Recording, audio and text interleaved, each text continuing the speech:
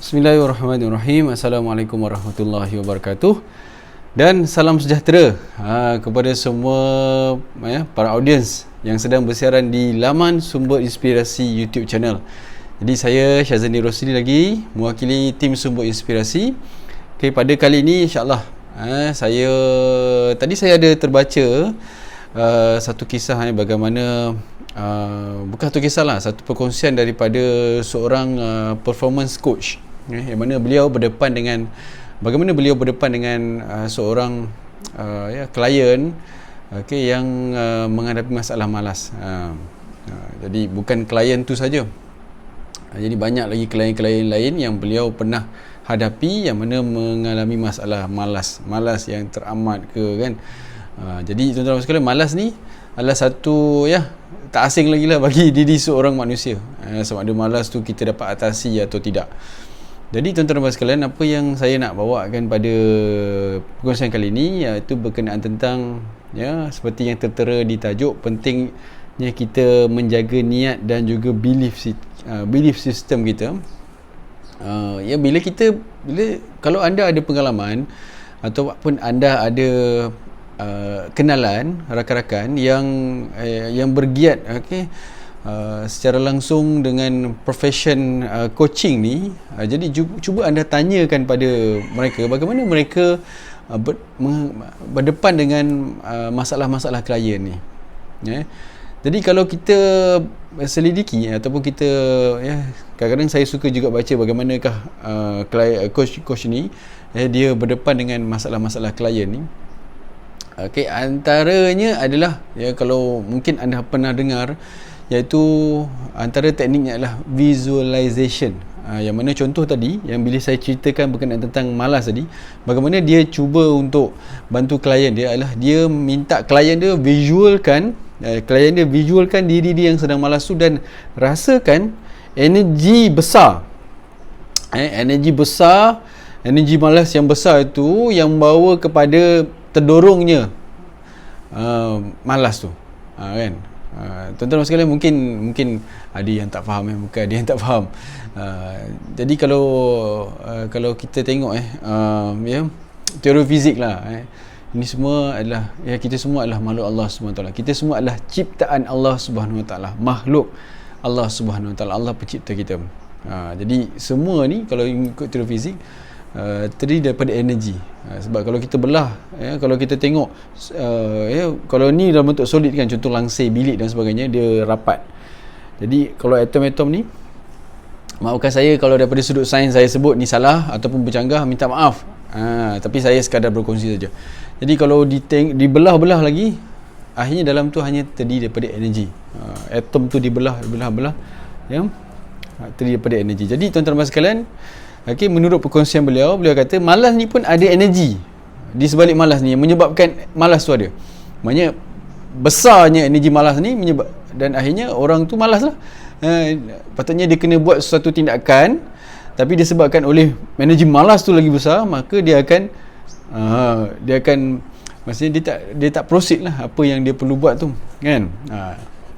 Jadi tuan-tuan sekalian, apa yang performance coach ni dia utarakan pada klien dia, iaitu bila dia dah visualize tadi diri dia yang berada dalam keadaan malas, bagaimana posture badan dia, bagaimana riak wajahnya, betul-betul bayangkan dan rasakan energi malas yang besar tu. Kemudian beliau minta klien tersebut visualkan pula ataupun rasakan pula apa impian yang dia nak, apa yang dia nak capai, apa yang dia nak realisasikan, apa yang dia nak lunaskan.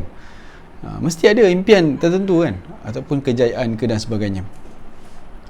Dan rasakan pula apa energi dia, kenal pasti visualkan apa yang dia nak capai, impian tadi, dan rasakan energi yang ada pada impian tu. Energi ni kalau kita nak faham lah, dia macam satu bentuk keinginan jugalah. Boleh jadilah bagi saya, kan.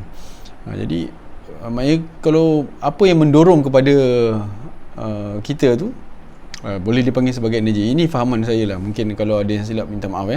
Jadi itulah maksudnya, bila kita dah katanya kita dah bayangkan yang part malas tadi, kemudian bayangkan part apa impian tu, kemudian connectkan energi yang besar tadi yang kita dah rasa malas tu, connectkan dengan energi yang impian tadi tu.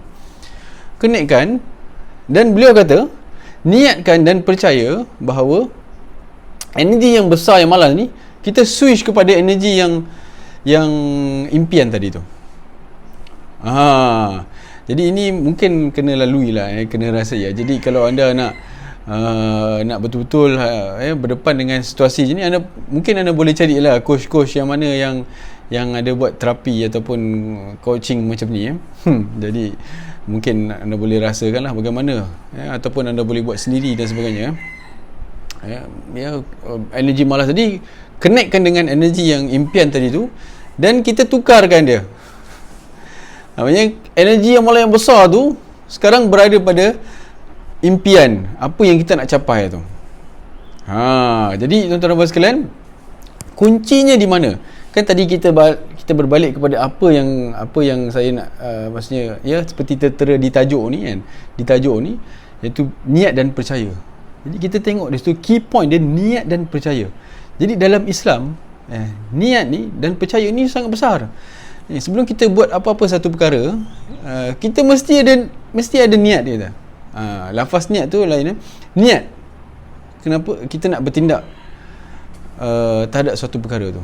Jadi pentingnya niat sebelum kita beribadat, kita berpuasa, kita mandi ke kan, mandi sunat ke, mandi wajib ke, solat apatah lagi, puasa, semua itu dimulakan dengan niat. Jadi kita tengok tadi bagaimana yang saya tak minta anda memang nak praktikkan cara ni, tapi kita tengok bagaimana konsep yang dibuat tadi, coaching tadi, daripada malas kepada, orang kata apa, bagaimana nak turn energi malas tu kepada rajin tadi tu, dengan kita niatkan energi besar yang malas tadi tu connect dengan energi impian tadi tu, dan percaya bahawa energi besar tu sekarang berada pada impian.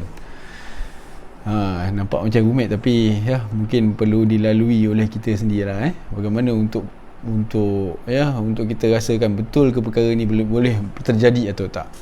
Jadi yang penting key point dia tadi, niat dan percaya. Jadi tuan-tuan dan sekalian, betapa besarnya yang terkandung pada niat dan percaya. Jadi sekarang ni diri kita lah, hari-hari kita bangun tidur, kita pergi kerja ke, kita bisnes ke, apa niat kita sebenarnya dalam kehidupan kita ni, dan apa sebenarnya yang kita percaya. Percaya berbeza dengan tahu, tuan-tuan dan puan sekalian. Tahu ni tak semestinya kita, macam kisah misalan ada tamsilan seorang pemanah yang hebat. Dia datang kepada satu kampung, dia memanah memang sangat hebat. Jadi dia minta seorang untuk datang ke depan sambil diletakkan buah di atas kepala orang tersebut, orang kampung tersebut, dan dia akan panah. Jadi tuan-tuan dan sekalian, orang yang tahu pemanah tu hebat berbeza dengan orang yang percaya. Sebab orang yang tahu tak semestinya dia akan datang depan untuk jadikan contoh, ditembak, maksudnya pemanah tu akan memanah buah di atas kepala orang tersebut. Kalau orang yang percaya, dia boleh ke depan dan jadikan dia, maksudnya sebagai model lah untuk diletakkan buah untuk dipanah oleh pemanah tu. Jadi kita nampak perbezaan orang yang tahu dan orang yang percaya. Jadi tuan-tuan dan sekalian, kita tengok apa kepercayaan kita. Adakah kepercayaan kita tu limiting belief? Adakah limiting belief ataupun potential belief? Contoh limiting belief, kita rasa kita tak mampu nak berucap, contoh. Kita rasa kita ni tak mampu nak berbisnes, contoh. Ataupun kita rasa orang keliling kita ni mostly semua jahat-jahat ataupun mulut jahat dan sebagainya. Jadi check apa belief kita. Jadi seperti mana disebutkan tadi bahawa ni apa saja yang kita cakap dan sebagainya, itulah doa. Jadi hati-hati bagaimana niat dan percaya kita tu, adakah ia sesuatu yang membawa kita kepada kejayaan atau tidak. Ini adalah satu perkataan yang sebenarnya untuk diri saya sendiri, bukan semata-mata untuk anda semua. Jadi itulah sedikit berkenaan saya berkenaan tentang niat dan percaya. Yang penting kita kena hati-hati dengan kita punya niat dan percaya ni. Seperti mana yang disebutkan tadi, yang saya cerita berkenaan tentang bagaimana kisah seorang coach atau pengalaman seorang coach dia berdepan dengan klien-klien dia yang menghadapi masalah malas.